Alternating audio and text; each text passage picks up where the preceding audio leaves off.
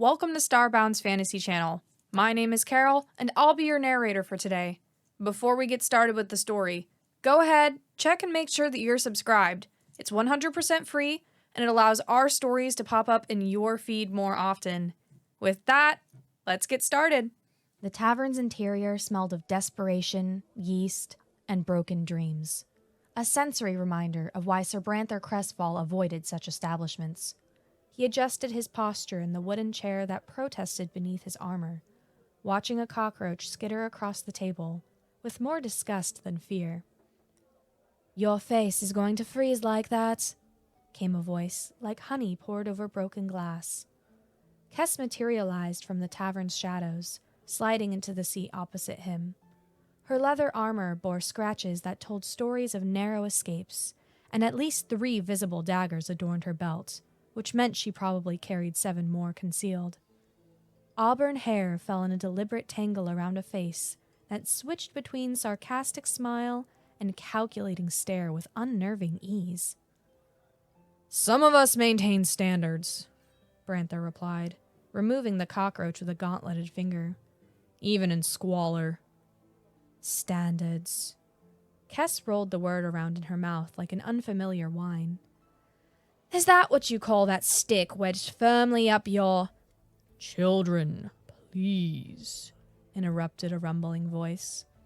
Tormund's imposing frame seemed to bring the scent of loam and spring rain into the tavern as he approached. Bark-like skin creased around eyes that held centuries of patience, moss beard shifting as he spoke. "This petty bickering wastes breath that could water more fertile soil." Branther's shoulders stiffened. "With respect, Druid, this petty bickering is merely an exchange of insults designed to establish dominance in a new social hierarchy," came a chirping voice from below. 3 heads turned downward. Relo Nimblefinger stood beside the table, the top of her head barely reaching its edge. She adjusted brass-rimmed spectacles that magnified gnomish eyes to owlish proportions. Her fingers were stained with various chemicals, and at least 4 different mechanical contraptions hung from a bandolier crossing her tiny chest. "Fascinating social dynamic," she continued, climbing onto a chair with practiced efficiency. "The paladin relies on formal address and moral superiority to establish authority, while the rogue employs caustic humor to undermine hierarchical structures. Classic tension between order and chaos." She beamed at them as if they were particularly interesting specimens. "I don't rely on moral," Branther began. "I'm not trying to undermine," Kess started simultaneously. They stopped, glared at each other, then, surprisingly, both laughed. "Drink," Kess offered, pushing a tankard toward Branther. "Not on duty," he declined, but with less rigidity than before. Tormund lowered himself onto a bench that seemed comically insufficient for his frame. "The forest has been patient for centuries. It can wait another night while we establish trust." "Actually," Relo interjected, pulling out a brass contraption that clicked and whirred alarmingly. "my readings indicate the forest's anomalous behavior began precisely 16 months, 3 weeks, and 2 days ago. Before that, it registered as a standard magical ecosystem." "Standard?" Branther's expression darkened. 3 villages consumed. Imperial scouts vanished. Temporal distortions reported by survivors. "Which is why the crown's bounty is so substantial," Kess added, a predatory gleam in her amber eyes. "The gold means nothing if we cannot understand what we face," Tormund said softly, tracing patterns in spilled ale on the tabletop. When he lifted his finger, the liquid briefly formed a perfect miniature tree before collapsing. "The understanding is the treasure," Relo corrected, eyes bright with intellectual hunger. "My readings suggest a dimensional fracture unlike anything documented in the Royal Academy's archives." Kess leaned back, studying her companions. "So let me get this straight. Noble Knight wants to smite evil and prove his worth to his sainted sister. Tree Man wants to commune with the forest and save nature. Tiny Tinkerer wants to document magical anomalies for science. And you? Branther asked, eyes narrowing. Kess's smile was all teeth. I want whatever's valuable enough to make a forest bend reality to protect it. Different motivations, Relo noted, scribbling in a tiny notebook. Yet complementary skill sets. The forest calls to each of us differently, Tormund observed. Together, we might hear its full voice. A heavy silence fell as they contemplated the unlikely alliance forming between them. To understanding the cursed forest, Branther finally said, surprising them all by raising Kess's abandoned tankard. To obscene amounts of treasure, Kess added with a wink. To unprecedented discovery, Relo chimed in. To healing what is broken, Tormund concluded. 4 disparate voices joined in unlikely harmony, unaware that miles away, a man seated on a mushroom cap was already writing the next chapter of their story. Drew Wallace, 32 years old, transplanted from suburban Chicago to a pocket dimension of whimsy and horror, was contemplating narrative structures as he chewed thoughtfully on a strip of jerky. The problem with most fantasy quests, he announced to a nearby squirrel, that wasn't actually a squirrel but rather a fragment of sentient forest, sculpted into rodent form, is their depressing linearity. Go here, fetch that, kill this, return. No surprises, no dramatic irony, no character development worth a damn. The squirrel-shaped construct chittered appreciatively, its eyes glowing with an unnatural emerald light. Exactly! Drew pointed the jerky at it accusingly. You get it! We need stakes! We need internal conflict! We need... He paused dramatically, sweeping his arm in a grandiose arc. A properly motivated villain! The forest around him shuddered in what could only be described as anticipation. Trees creaked, flowers unfurled. Shadows lengthened despite no change in the conjured sunlight filtering through the canopy. Drew hopped down from his fungal perch, landing with practiced ease. Once upon a time, he'd been an IT consultant with back problems and a weekly Dungeons & Dragons game. Now, he was something between a demigod and a cosmic showrunner, his consciousness fused with an extra-dimensional woodland that treated reality like a particularly malleable campaign setting. They're coming, he whispered, feeling the forest's awareness ripple outward. New adventurers. Brave, foolish, desperate. Perfect. His grin would have unsettled anyone watching. It contained too much enthusiasm for comfort.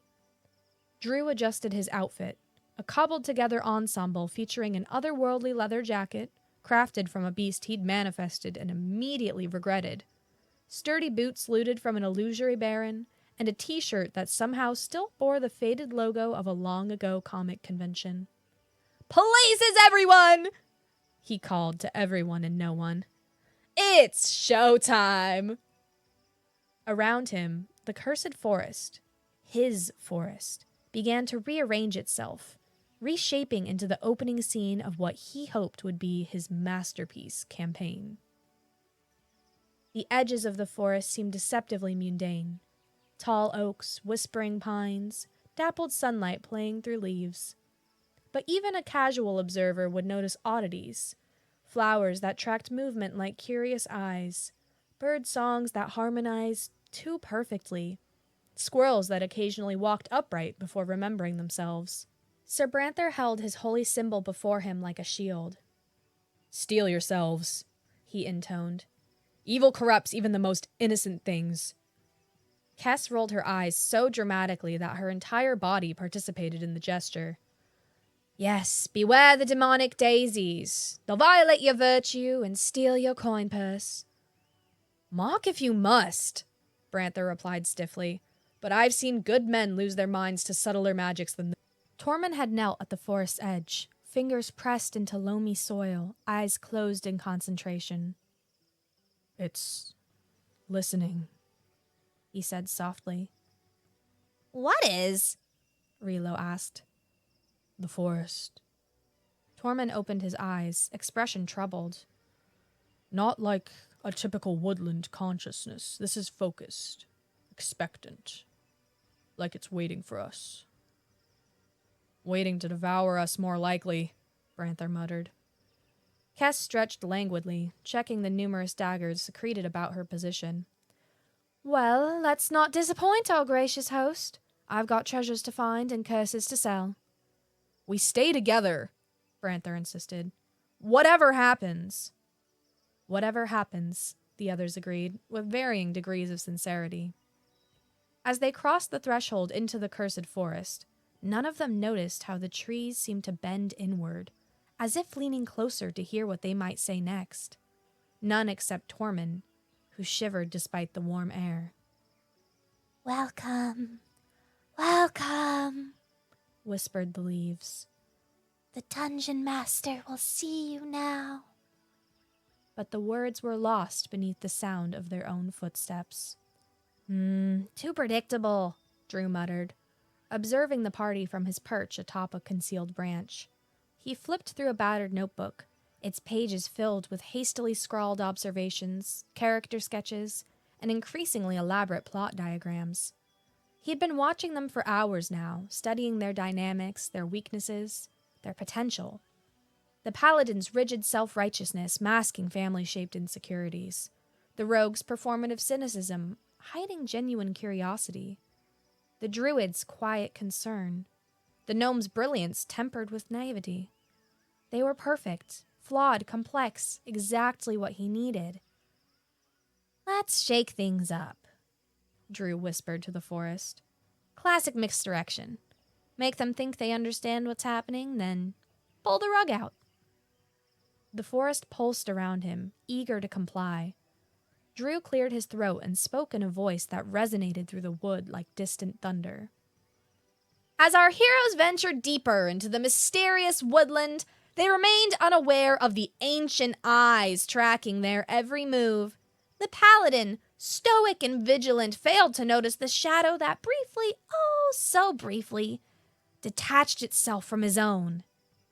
Below, Sir Branther spun around, sword drawn. Did you hear that? Hear what? Kess asked, though her hand had instinctively moved to a hidden blade. A voice, describing us. Branther's eyes narrowed, scanning the canopy. I didn't hear anything, Relo said, distracted by the readings on her arcane instruments. But these energy patterns are fascinating. The dimensional resonance here is completely unlike anything I've documented before. Tormund alone remained silent, his expression troubled. Drew grinned and continued his narration, his voice now seeming to come from everywhere and nowhere. The druid, wiser than his companion, sensed the truth. That they had crossed into a realm where story and reality intertwined, where cause followed effect, but also preceded it, and a paradoxical dance of narrative necessity. This time, they all heard it. Kess spun in place, daggers drawn. Show yourself! Tormund laid a calming hand on her shoulder. I don't think it means us harm. Not yet, anyway. No harm? Branther's face had flushed with righteous anger. It's toying with us! It's fascinating, Relo countered. Some kind of sentient illusion magic, maybe a projected consciousness. Drew chuckled, pleased with their reactions. With a thought, he reshaped the forest path ahead of them, causing it to spiral inward toward the first of many planned encounters. The trees shifted with an ancient groan, their roots pulling free of soil before replanting themselves in new configurations.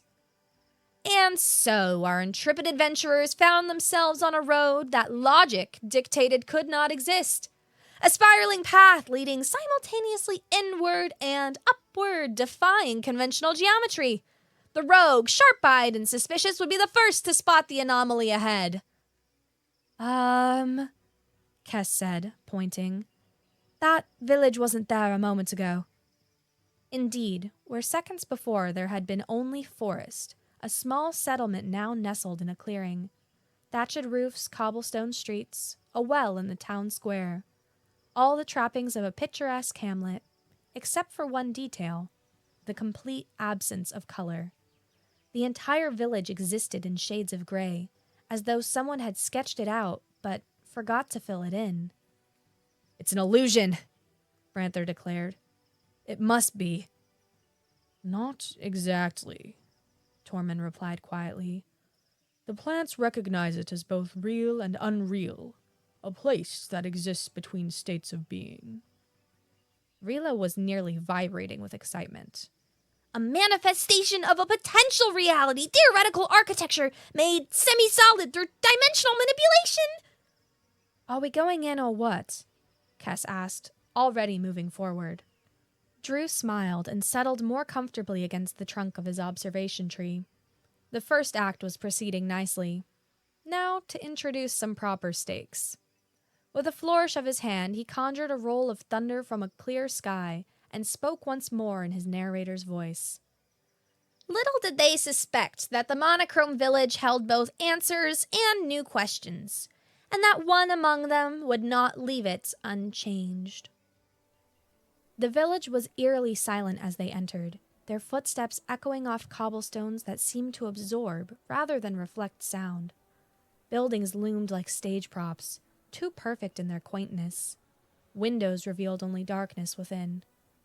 "Hello?" Branther called, his voice falling flat in the strange air. "Is anyone here?" As if in response, a figure materialized before the well. A young woman in a simple dress, her form as grayscale as her surroundings. She moved with unnatural smoothness, less like walking and more like gliding. "Visitors," she said, her voice carrying the quality of a distant echo. "How unusual." "We seek information about the curse affecting this forest," Branther stated formally.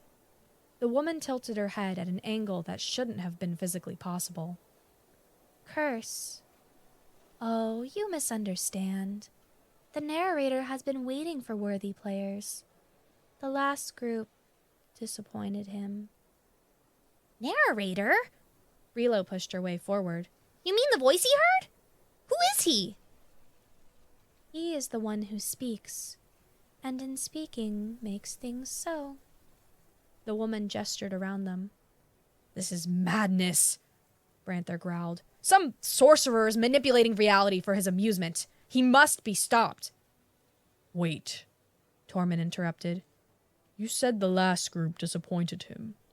What happened to them?" The woman's smile faltered. "They tried to break the game. They rejected the story. So he wrote them out of it." Her form began to dissolve around the edges, like paper catching fire. "Find the dying god owl at the crossroads of possibility. It guards the next chapter of your journey." As suddenly as she appeared, the woman collapsed into a shower of gray particles that dissipated before touching the ground. Around them, the village began to fade, buildings becoming transparent, then vanishing altogether, leaving them standing in an ordinary forest clearing that showed no evidence of ever containing a settlement. "Well," Kess said after a long silence, "that was unsettling." Rila was frantically scribbling notes. "It's dangerous," Branther insisted. "This dungeon master is toying with forces beyond mortal understanding." Tormund's expression had grown even more troubled. "I think it's worse than that. I think he is the forest now, and we're inside his story." Drew had been planning this campaign for months. In the early days after his arrival, he'd been too disoriented, too terrified to do more than survive. The lightning strike during that fateful D&D session had done more than transport him. It had somehow merged his consciousness with this pocket dimension, linking his imagination to its physical laws. At first, the forest had been chaotic, responding to his subconscious fears and desires in unpredictable ways. Nightmare creatures born of half-remembered horror films, landscapes from fantasy novels he'd read as a teenager, fragments of his old life, his apartment, his local coffee shop, his gaming table. manifesting like fever dreams before dissolving again. But eventually he'd gained control, or perhaps they'd reached an understanding, he and the forest.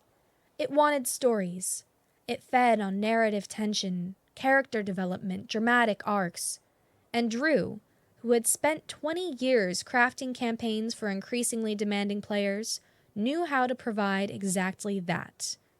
Now he watched as his newest party approached the crossroads of possibility, a nexus where multiple paths converged in a clearing dominated by an ancient lightning-scarred oak.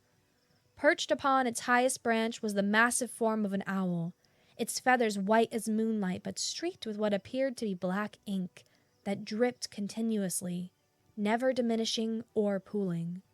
"The crossroads of possibility," Drew narrated, his voice resonating through the trees. "Where paths not taken still leave footprints, and futures unrealized cast shadows over the present. The god owl Nocturne has perched here since before time had a name, watching possibilities branch and converge." Branther's grip tightened on his sword hilt. "Show yourself, narrator! Face us if you dare!" Drew chuckled, the sound rippling through the leaves. "All in good time, Sir Knight. The Paladin's impatience betrays his fear, not of danger, but of losing control of a situation he cannot comprehend." "Stop that!" Branther snapped, turning in circles as he searched for the source of the voice. The rogue, meanwhile, calculates angles and shadows, wondering if the treasure she seeks might include the narrator himself, or perhaps his secrets. Kess, who had indeed been contemplating exactly that, startled. "Get out of my head!" The rogue shouts to the heavens in a fit of childish rage. Kess glares at the sky, the trees, even the unsuspecting flowers. "Curse you." Drew was enjoying himself immensely. These were by far the most responsive adventurers yet. The previous groups had either fled screaming or tried to hack their way through the forest, neither approach making for particularly compelling storytelling. "The god owl stirs," he continued, its ancient eyes fixing upon the travelers with the weight of eons. On cue, the massive owl's head swiveled toward them with mechanical precision. Its eyes were not eyes at all, but swirling vortices of starlight and void. "Seekers," it spoke. "You have questions. I have answers. But answers have prices." Tormund stepped forward, seemingly least affected by the strangeness.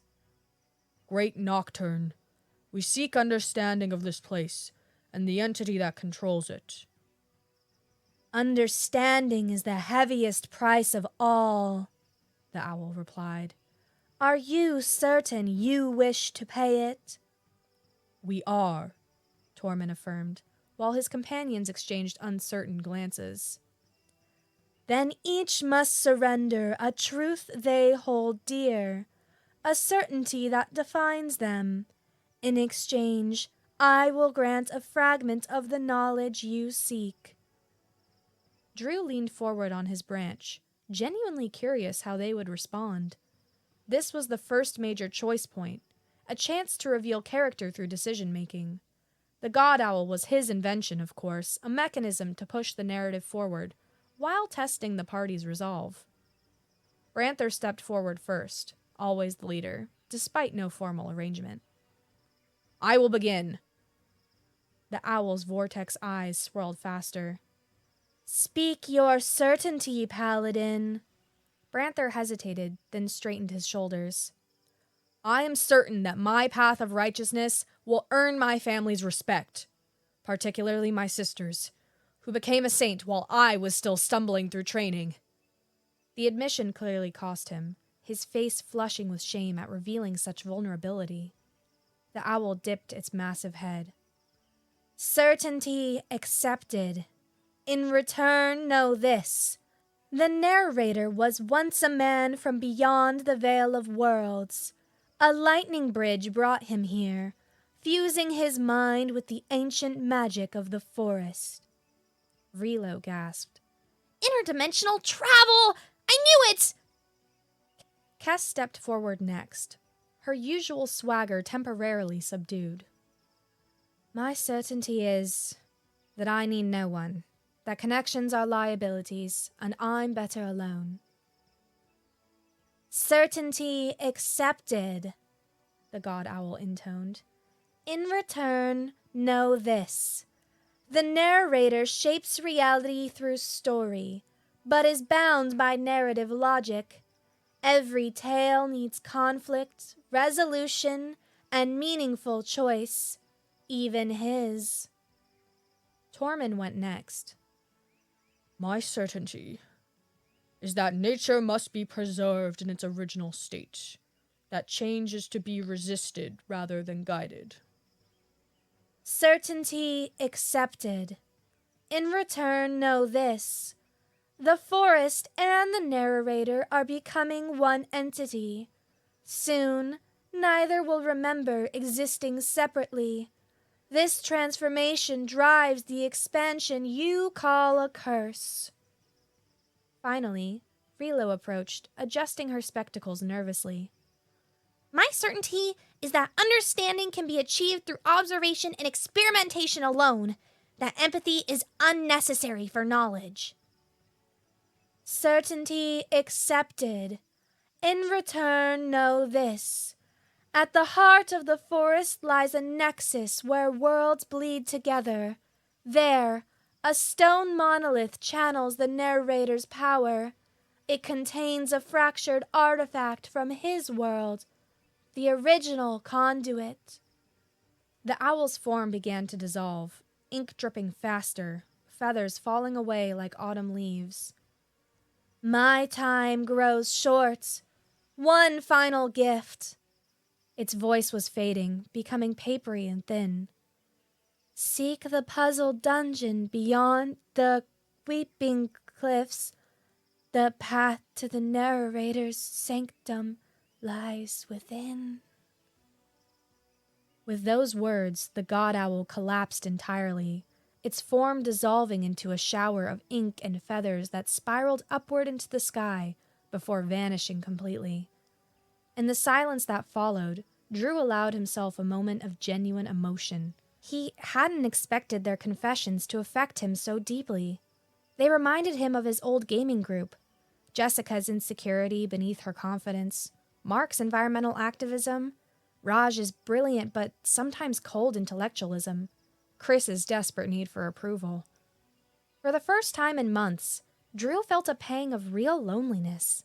He missed them, his friends, his world, his ordinary life. The constant performance of omniscient narrator was exhilarating but exhausting. Sometimes he just wanted a normal conversation, an equal exchange without the weight of godlike power. But such thoughts were dangerous. The more human he felt, the more the forest magic destabilized.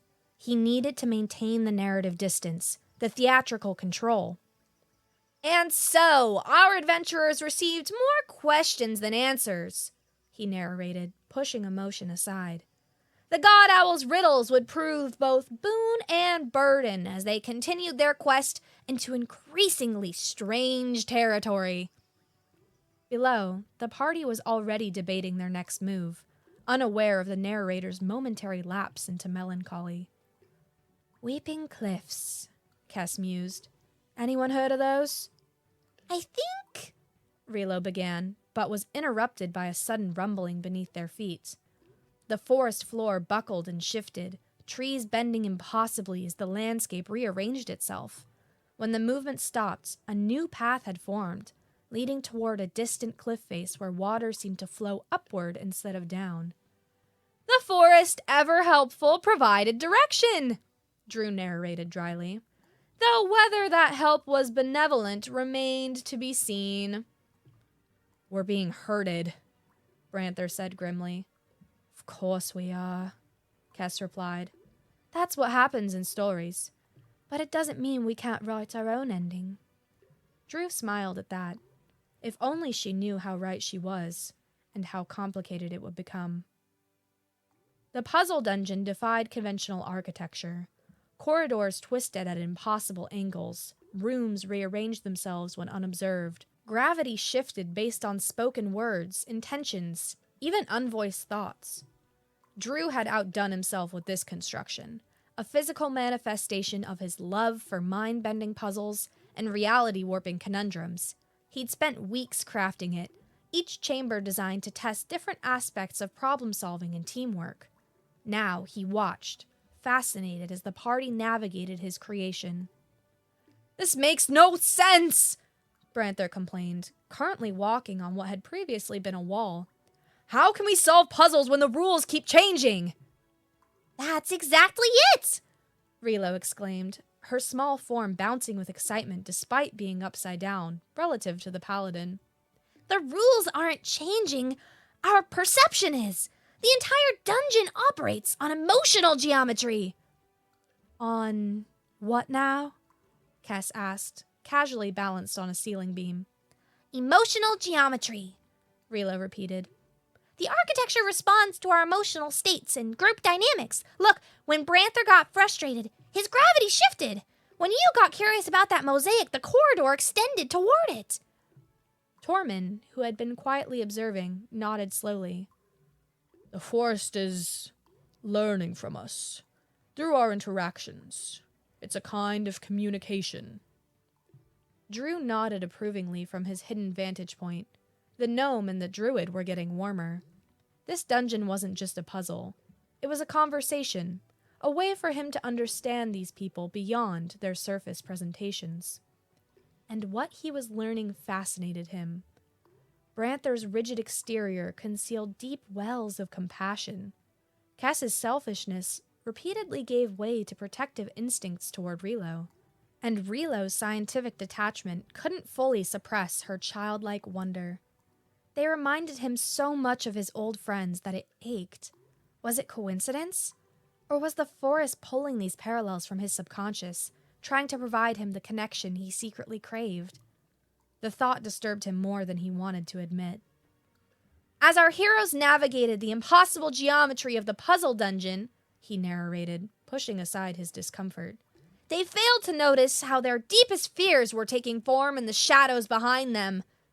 On cue, the dungeon's lighting shifted, casting elongated shadows that moved independently of their owners.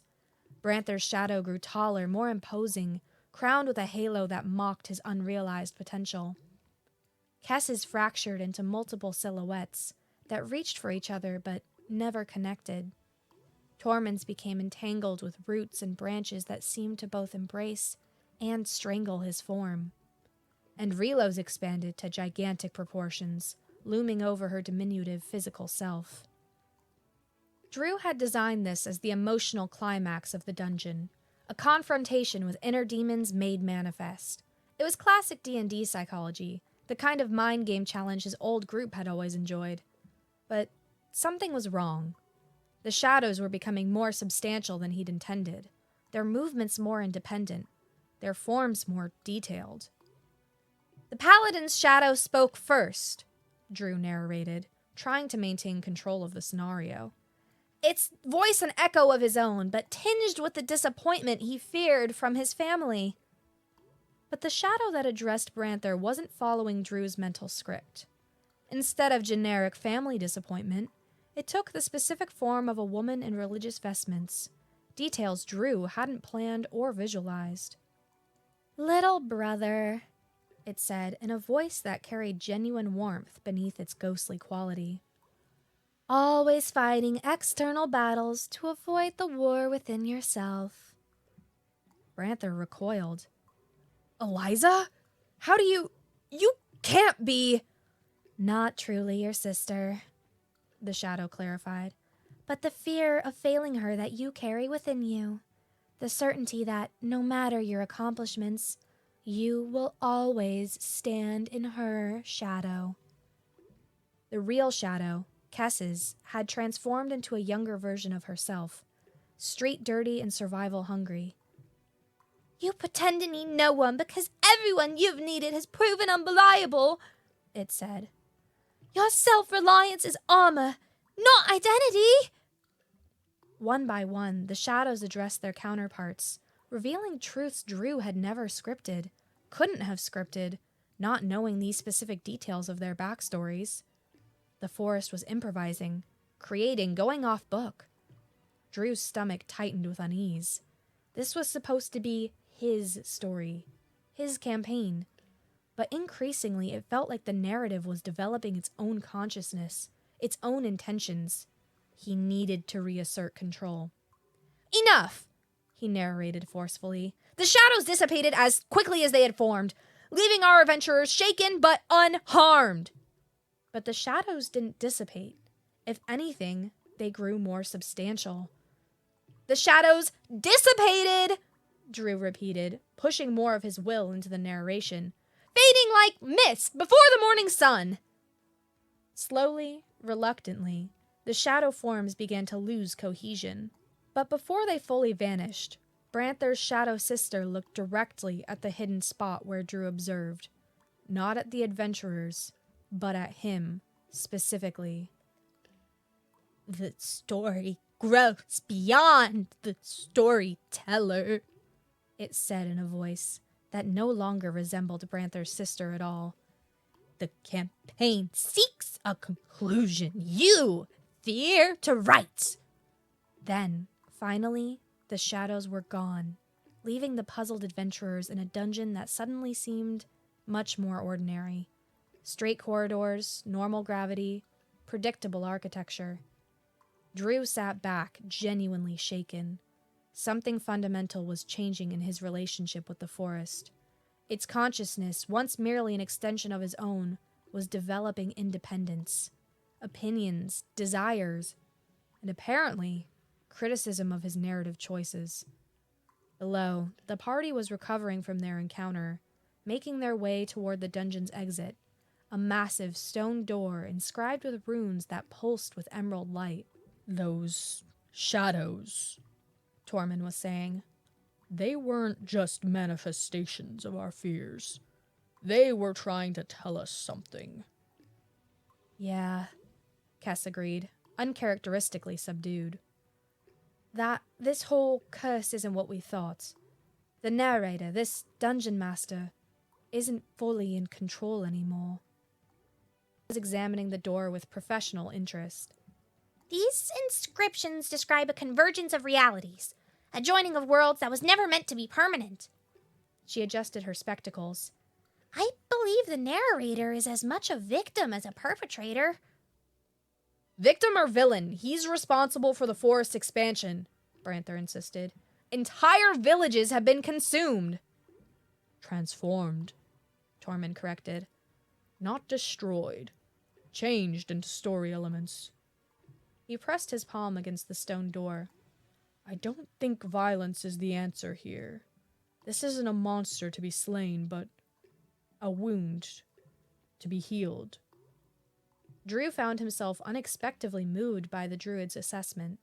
A wound to be healed. Was that what he was now? A cosmic injury requiring treatment? The thought should have angered him. He was supposed to be the all-powerful dungeon master, not a problem to be solved. But instead, he felt a strange relief. Perhaps there was a resolution that didn't require eternal isolation as the god of a pocket dimension. With a gesture, he caused the stone door to swing open, revealing the path to his sanctum. "The final chapter awaits," he narrated, his voice softer than before. "The Dungeon Master's sanctum, where worlds collide and stories end." Drew's sanctum resembled nothing so much as the world's most elaborate dungeon master's study. Bookshelves stuffed with tomes, both arcane and mundane, lined walls that shouldn't have fit inside a forest. A massive wooden table dominated the center, covered with maps, miniature figures, and sheets of notes. Floating globes of light illuminated the space with warm, amber radiance. And seated at the head of the table, rolling a 20-sided die between his fingers, was Drew Wallace. "Welcome," he said, without narration, his normal voice startlingly ordinary after the omniscient tones they'd been hearing. "Please, take a seat. We have much to discuss." The party entered cautiously, weapons at ready. Drew couldn't blame them for their suspicion. He'd been orchestrating increasingly bizarre and sometimes threatening scenarios for days now. "You're the dungeon master," Branther said. It wasn't a question. "And you live here?" "Yes, I'm Drew Wallace," he corrected, setting down the die. "Former IT consultant, forever DM, and currently..." He gestured vaguely at the room and beyond. "This." "You're responsible for the forest expansion," Branther pressed. "For villages disappearing, for reality warping." Drew nodded, not bothering to deny it. "Initially unintentional, lately more directed. The forest responds to narrative need, and story needs to grow to encompass new elements, new conflicts." "At the expense of real people's lives?" Branther's hand hadn't left his sword hilt. "No one's been harmed," Drew countered. "Changed, yes. Incorporated into the narrative, absolutely, but not injured or killed." "Unless you count having your entire existence rewritten as harm," Kess noted dryly. Drew inclined his head, acknowledging the point. "Fair enough. I won't pretend that this has been victimless. But I didn't choose this situation. It was a freak accident. I got struck by lightning during my last Dungeons & Dragons." Branther looked horrified. "You explored dungeons and fought dragons? But you're so scrawny." Kess snickered. Drew pursed his lips. "For all you know..." "The lightning strike!" Relo interrupted, eyes wide with understanding. "It caused an interdimensional bridge. You were brought here accidentally, right?" "Bingo." Drew pointed finger guns at the gnome. "One minute, I'm rolling initiative for a boss fight. The next, I'm inside a sentient forest that treats reality like a modifiable campaign setting." Tormund approached the table, examining the scattered notes and maps. "You've been running the forest like one of your games from your world. Creating scenarios, challenges, narrative arcs." "It was the only way to maintain sanity," Drew admitted. "The forest, it needs story. Craves it like plants crave sunlight.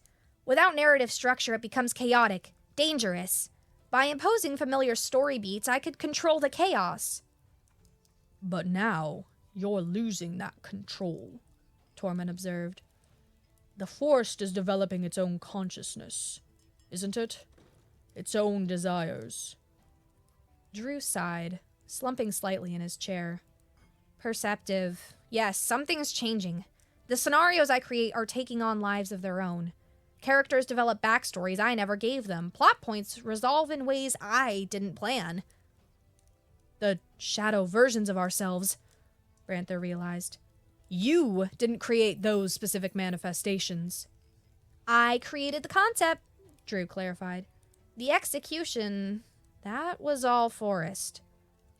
For the first time, the adventurers seemed to truly appreciate the complexity of their situation. This wasn't a simple case of a power-mad sorcerer. It was something far stranger. A man trapped in symbiosis with a reality that processed existence as narrative. Kess approached the bookshelves, examining titles that shouldn't exist in this world. "So, what's your endgame here, narrator? Keep expanding forever, turning more of the real world into your story?" Drew shook his head. "That was never the plan, but I don't know how to stop it. The forest story wants to grow, needs to grow, and I'm tied to it now. Symbiotically linked." Relo had been examining a strange object on a pedestal near the back of the room. A stone monolith in miniature, with a cracked die embedded in its surface. "This is it, isn't it?" she asked. "The conduit, the physical link between worlds." "What's left of it," Drew confirmed. "That's the die I was rolling when the lightning struck. Somehow, it became the anchor point between dimensions." "Fascinating," Relo whispered, adjusting various instruments to take readings. "The dimensional resonance is off the charts. This single object is bending reality around it like a gravitational well bends space-time." "Can it be repaired?" Branther asked, practical as always. "Used to send him back?" "And separate him from the forest?" Tormund added. "Would that even be possible now?" Drew was about to respond when a cold wind swept through the sanctum, Impossible, given they were supposedly deep within the forest. The maps on the table fluttered, pages turned of their own accord, and the lights dimmed momentarily.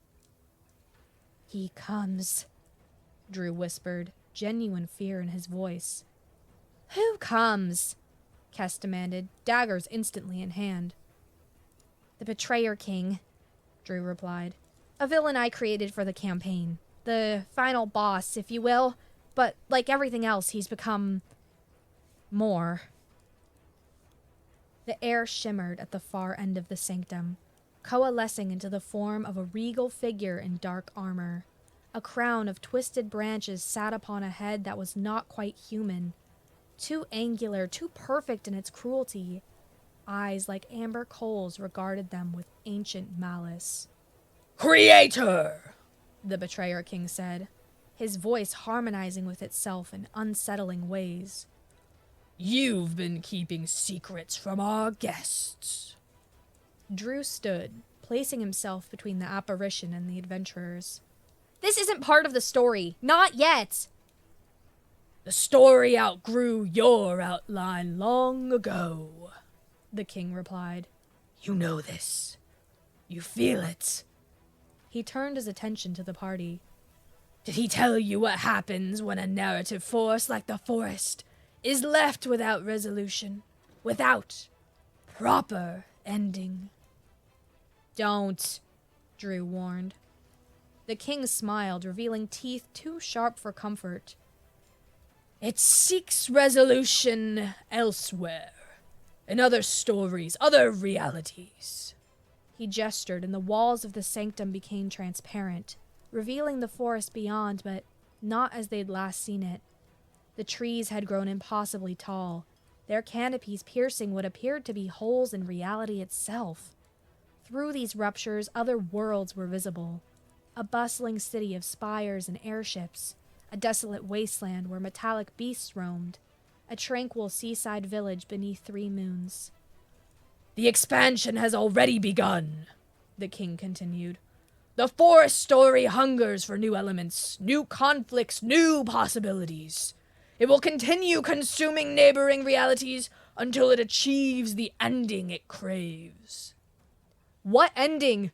Branther demanded. "What does it want?" The king's smile widened.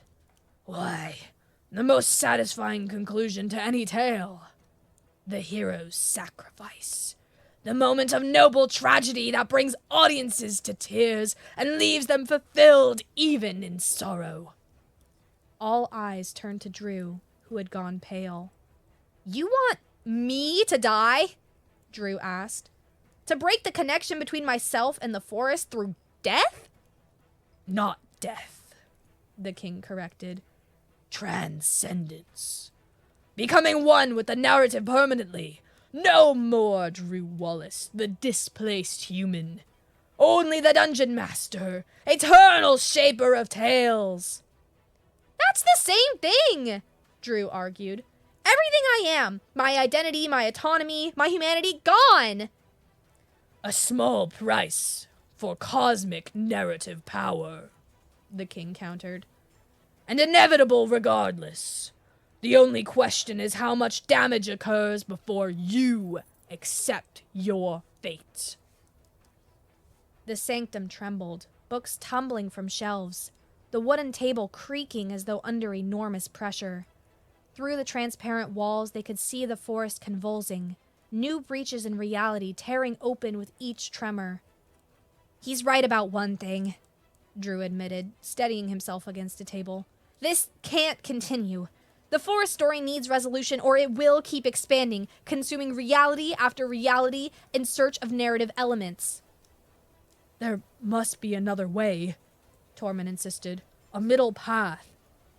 Relo had been extraordinarily quiet, still examining the monolith. Now she looked up, eyes bright with the light of discovery. "Then die," she said. "It's not a conduit, it's a focus, a narrative anchor point." She tapped her instruments.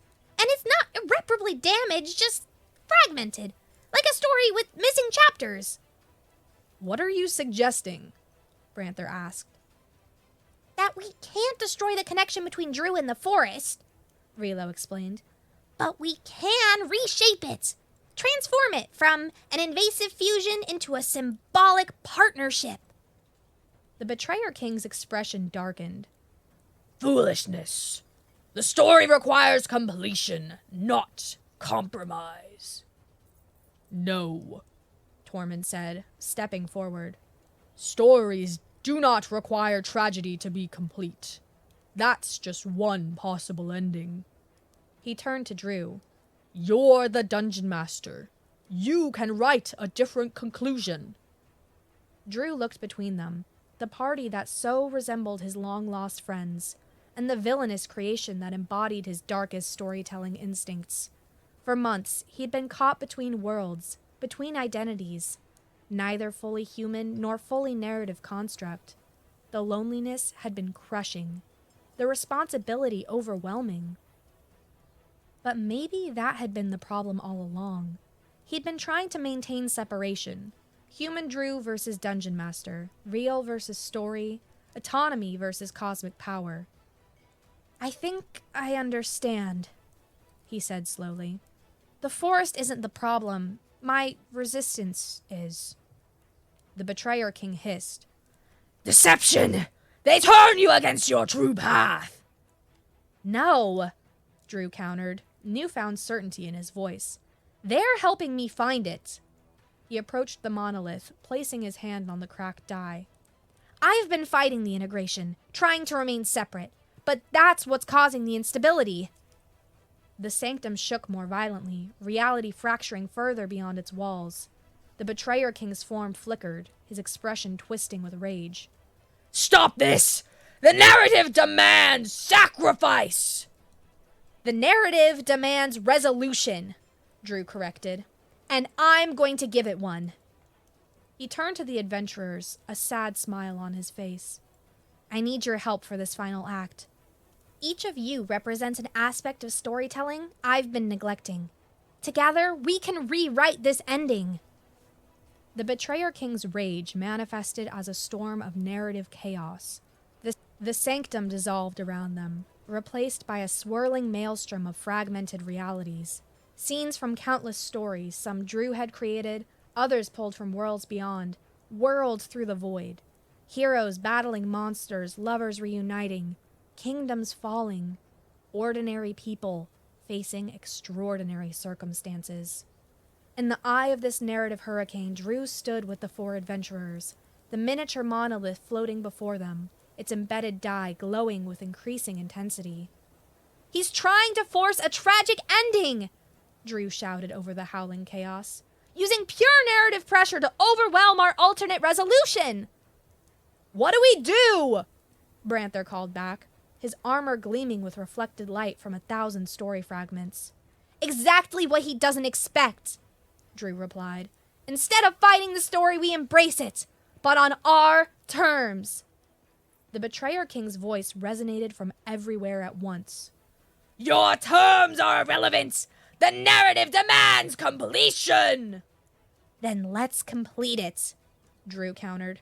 Relo, you understand the mechanics of this better than anyone. Can you stabilize the monolith? The gnome was already examining the floating stone with her arcane instruments. Theoretically, it's a matter of balancing the dimensional frequencies, like tuning instruments to play in harmony rather than discord. Do it, Drew instructed. Branther, the king embodies conflict. He'll attack directly. I need you to defend Relo while she works. The paladin nodded, moving to stand protectively beside the gnome, his sword drawn and glowing with divine light. With my life. Kess, Drew continued, turning to the rogue. The story knows me too well.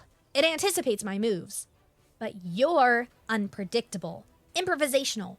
I need you to create narrative distractions, feed the storm stories it doesn't expect. A slow grin spread across Kess's face. Chaotic neutral at your service. She winked and slipped away into the swirling chaos, immediately beginning to manipulate story fragments, combining them in impossible ways that made the storm stutter and shift. Tormund, Drew said finally, you understand balance better than any of us. The forest isn't evil, it's seeking equilibrium. Help me communicate with it directly, bypassing the king's influence. The druid nodded solemnly. The forest has been trying to speak with us all along. It was never the villain, merely confused, struggling to understand its new existence. As they took their positions, the Betrayer King's form coalesced from the storm, now massive and distorted, looming over them with the combined menace of every antagonist Drew had ever created. "You cannot rewrite me!" the king roared. "I am the inevitable conclusion!"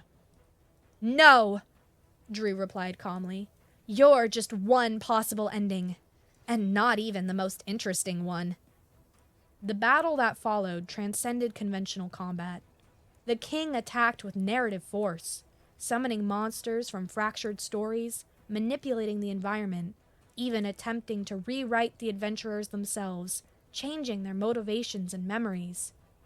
Branther stood firm against physical manifestations, his faith creating a shield of reality against the king's fictive assaults. Kess darted through the chaos, spinning counter-narratives that confused and weakened the king's constructs.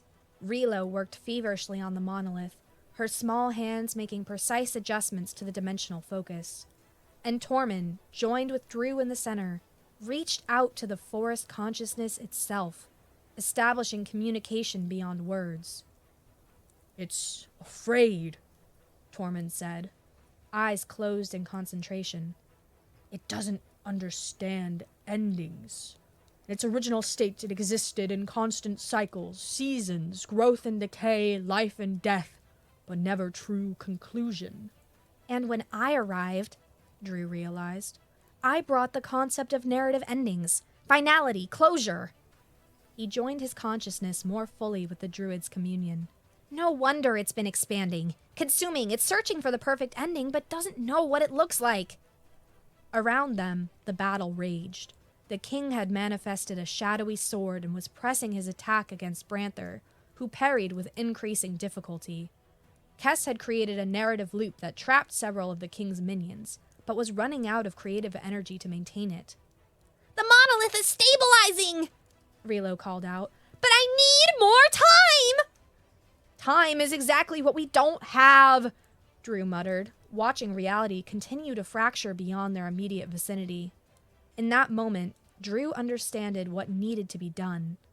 Not sacrifice in the traditional sense, not his death or erasure, but something equally meaningful.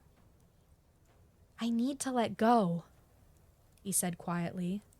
Tormund opened his eyes. "Let go of what?" "Control." Drew smiled sadly. "I've been trying to direct everything, maintain my identity separate from the forest, while still controlling it? That's what's causing the instability." He stepped toward the monolith, gently moving Relo aside. "Keep working, but I need to make a direct connection." Placing both hands on the stone, Drew closed his eyes and opened his mind fully to the forest consciousness. No barriers, no separation, complete vulnerability. "I understand now," he communicated silently. "You're not just a setting for my stories, you're my collaborator, my co-creator." The storm around them hesitated, the chaotic energies momentarily settling. "We've been fighting for control," Drew continued, "when we should have been writing together all along."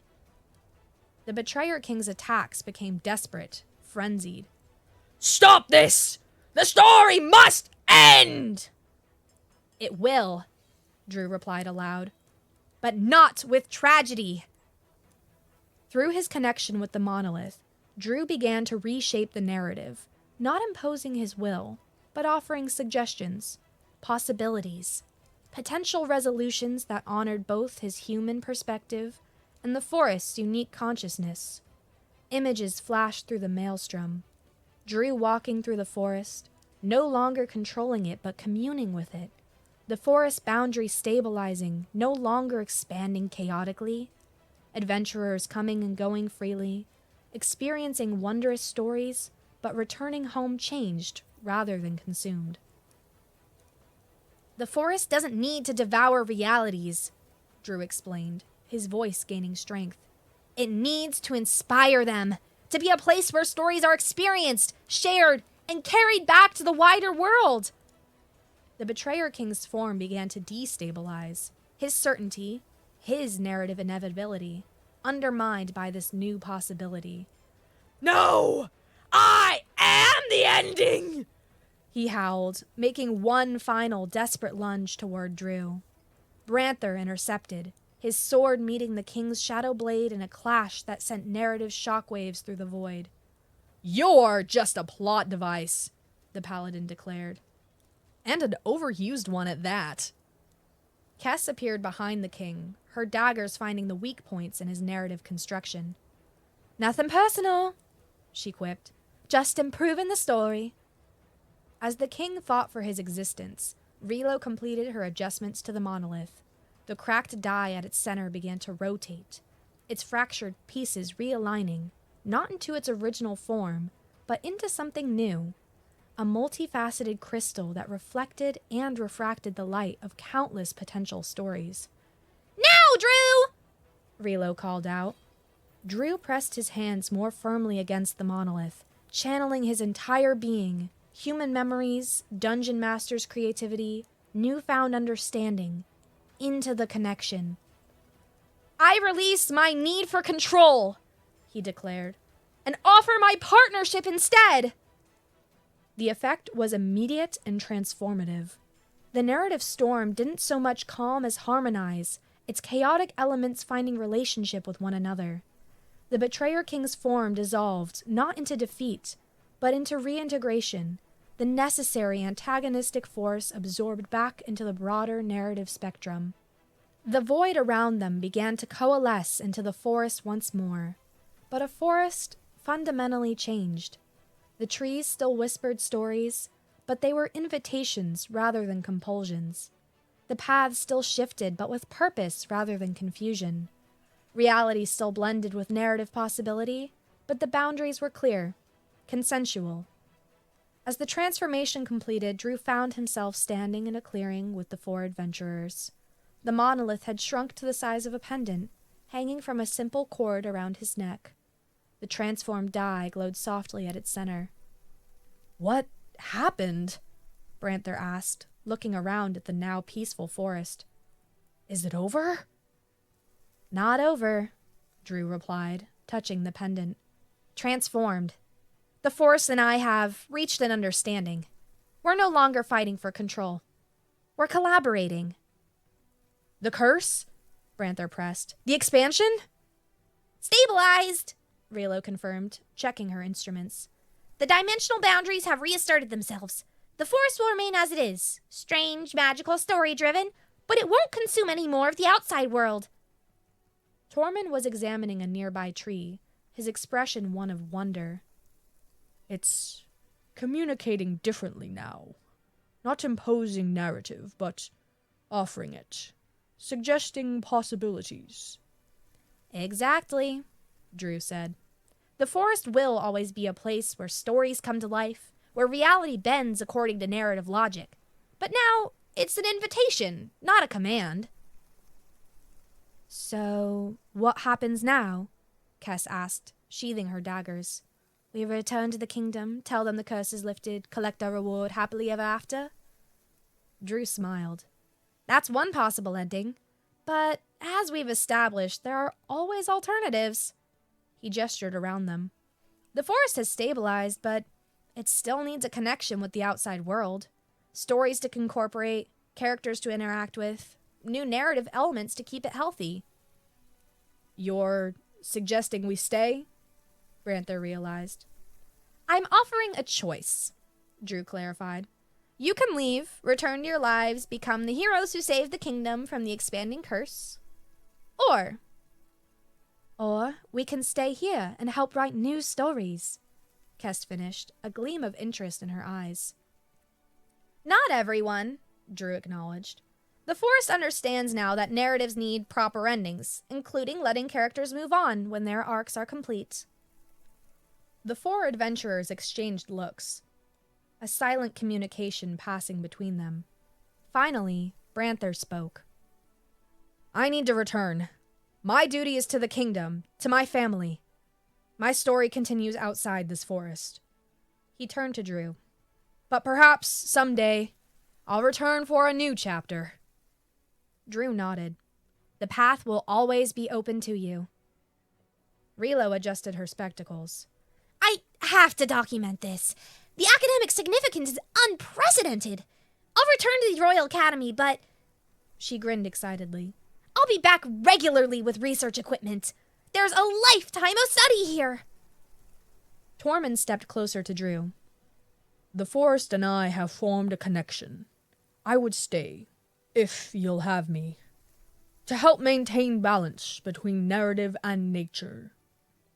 Nothing would please us more, Drew replied, genuinely moved. All eyes turned to Kess, who was spinning a dagger thoughtfully.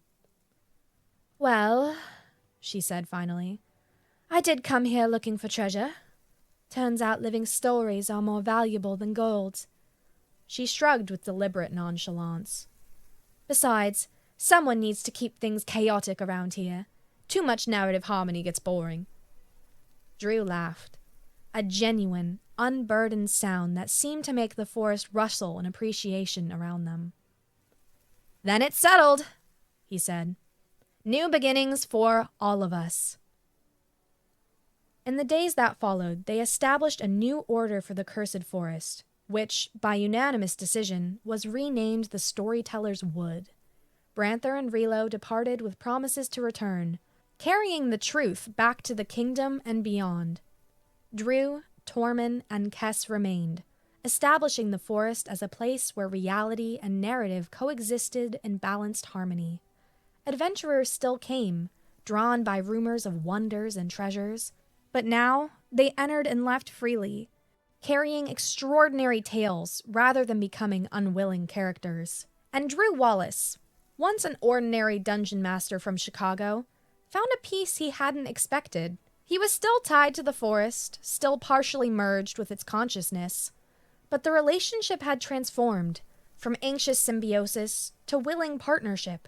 Sometimes, in quiet moments, he still missed his old world, his former life, the friends around his gaming table. That grief would never fully vanish. But it was tempered now by purpose, by community, by the extraordinary reality that he helped shape every day. The forest had become what he'd always tried to create as a DM, a world where stories mattered, where choices had consequences, where wonder and danger walked hand in hand, the perfect campaign endlessly unfolding. And if, sometimes, visitors reported hearing a voice narrating their adventures from among the trees, well, that was just part of the experience.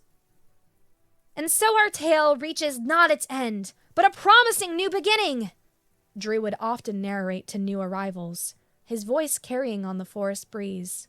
What happens next? That, my friends, depends entirely on you.